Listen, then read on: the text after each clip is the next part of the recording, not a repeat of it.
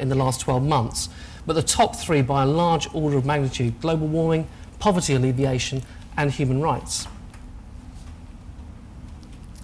How do we build trust in a corporate brand? Again, what can we do differently to help communicate better trust with our organisations? Companies need to do a better job of listening to me. I only trust a company's information once if I can verify it myself, and it's hard to evaluate companies because there's so much conflicting information about them. These are the top three results. What that says to me, and I think what it should say to all of us, is that there's a plea there from our audiences, from these elite consumers, that they really do need to feel that they are part of the communications process, that they understand that they are being consulted around decisions that the organisation makes. And also they themselves are saying that it is very, very confusing out there. They are receiving a lot of different messages about a lot of different things from a lot of different media sources. Listening to employees builds trust. Top 2 rankings for the UK: listening to employees and demonstrating corporate social responsibility. These are 2 behaviours that people external to your organisations want to see you demonstrating. UK factors which build trust in global organisations. I think the whole concept of trust at the moment is fluid, as Richard was saying. I think the data within the UK shows that there are some new things that we need to take account of in terms of building trust with people. And with that, I'm going to invite Irene Khan to come forward and just say a few words from her perspective around the trust survey. I just want to say a few words about NGOs and public trust. Since we have consistently retained a high level of public trust, I think that's interesting, and I'm of course very pleased to find that. But at the same time, I think it's important not to be complacent about it. That's the message that I see coming out from here. For NGOs, public trust is the biggest asset we have because we literally cash that. That's what we live on. Now, I'd just like to touch on a couple of things of why we have earned such high trust, to see whether you might be able to draw some lessons from that, why we are losing it, or lower trust in some parts, or at least have lower trust in some parts of the world, and what we need to do to put our own house in order. Why do NGOs earn high trust? I think first is that what we work with, the issues that we are working on, resonate with the people's agenda. I think that's also come out very clear in the UK with poverty alleviation, climate change, and human rights being so high. And very often we are in the business of exposing the shortcomings of governments, sometimes of business, and obviously that resonates again with the public if trust in government is low. And of course we consist of persons like you. Ordinary people approach of NGOs actually gives them credibility and trust. But at the same time, it's interesting, I think, that you show that in the BRIC countries, in the developing economies, as you say, NGOs actually have lower public trust. And that is, I think, for a number of reasons. First, I think in many of those countries, China and Russia, for example, NGOs are, I would say, in an immature stage of development. They're under huge pressure from government. They work, operate furtively. There isn't the transparency, accountability, the ability to reach out to the public in the way in which NGOs do in the more developed economies. But there are, other issues too. One is that questions are being asked increasingly about NGOs, who funds them, who makes their decisions, how do they operate, and not all NGOs are actually open in that. And secondly, raising expectations and failing to deliver. I think in many parts of the world, NGOs are slipping into the business of doing what governments or business do. In some parts of the world, NGOs are almost quasi-commercial enterprises. Even in many developed economies, I think we are slipping into carrying out roles that other entities are failing to do. And by doing that, we are raising expectations that we ourselves are then not able to deliver. That does create risks for us. And we have to do more to retain trust. We are in the business of pointing our finger very often at others, asking them to be accountable and transparent, but we ourselves have not necessarily been there. And I'm always struck by the similarities between business and NGOs in seeking to go for voluntary regulation rather than legal regulation, because we fear government pressure that will reduce the space for us to operate.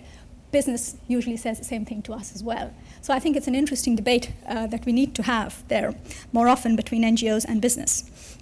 And I just wanted to end by pointing out that today there's no room for complacency. NGO business is big business, and there are some very interesting initiatives that are coming up among NGOs themselves on accountability, transparency, on which, of course, public trust survives. And the multinationals of the NGO world, and by that I mean the international NGOs, have developed an accountability charter, which they've signed on, and which will start operating as of the middle of this year, in the sense that we are expected under that charter, according to certain principles, to provide reports. And that will then, and reports according to some principles and standards that we are agreeing we will apply internationally, across borders, to ourselves. And that, I think, will become a very interesting tool to see whether we can live up to those levels of accountability and transparency that we demand of others.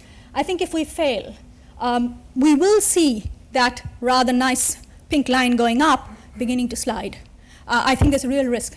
You can't count on trust. Trust can erode, and it has to be nurtured. If I could just, Robert Davies, we at the IBLF, International Business Leaders Forum, work with companies to develop business models that can integrate corporate responsibility and engagement and development in their activities around the world.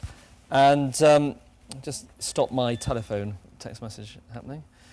And I'd just like to, first of all, just say I think the Edelman Trust Barometer is an incredibly good service, and I just really congratulate them on keeping it going. But just draw a few points out on observations, and then just one or two things on implications. I think on observations, the thing that is very clear is I always look for changes every year. You know, where's there been a change? And I'm very struck that change is very contextual. You know, for example, the reason I suspect why there are question marks around you know, why sometimes business rises ahead of government is because government's unpopular, like in the UK, or if you have you know, people in number 10 being 10 Downing Street being brought in for police questioning and sent out on bail, inevitably there is the kind of sleaze element is coming up, which, even though it may only affect, you know, 2 or 3 or 4 relatively minor figures in the business community, tarnishes the rest. And the warning I would generally say for business is never, never, never, never, never assume that you'll get judged by the strength of your link in the chain. You're always, always judged by the weakest link in the chain. And I'm afraid the tarnish goes very, very wide. And the reputational hit is very strong. I think I was very encouraged by the perception that businesses have got a key role to play in solving social problems. Partially, as Irene said, you know, there's a disillusionment about, and also in where we work in Africa in particular, about the capacity of governments to solve problems, and therefore there's a bit of a last resort even to business. But I think it's a fantastic opportunity for business, because we certainly feel that business can align their business models to seriously tackling economic and social problems by working with others in a transparent way. I think the employee issue we always underestimate.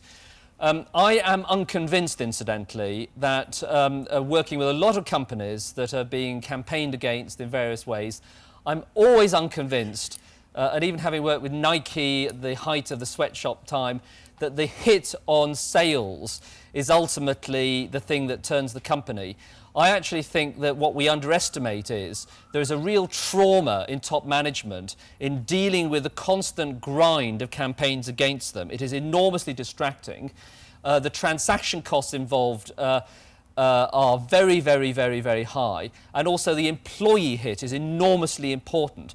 So although customers are an important signal, I think the cost kicks in distracting senior management in a major way, challenging their values. I remember walking past Citibank in Park Avenue and seeing all the employees being picketed by people dressed up in suits with arrows on like convicts and balls and chains, you know, handing out things. Well, it's not very nice, you know, if your employees are being told that the top management, you know, have no values. I mean, these are really important things. So just a few things about implications. It does matter. This isn't just an academic exercise. Trust is a key intangible. It is very, very important when companies are managing change, and my God, they're managing change constantly. It's very important in particular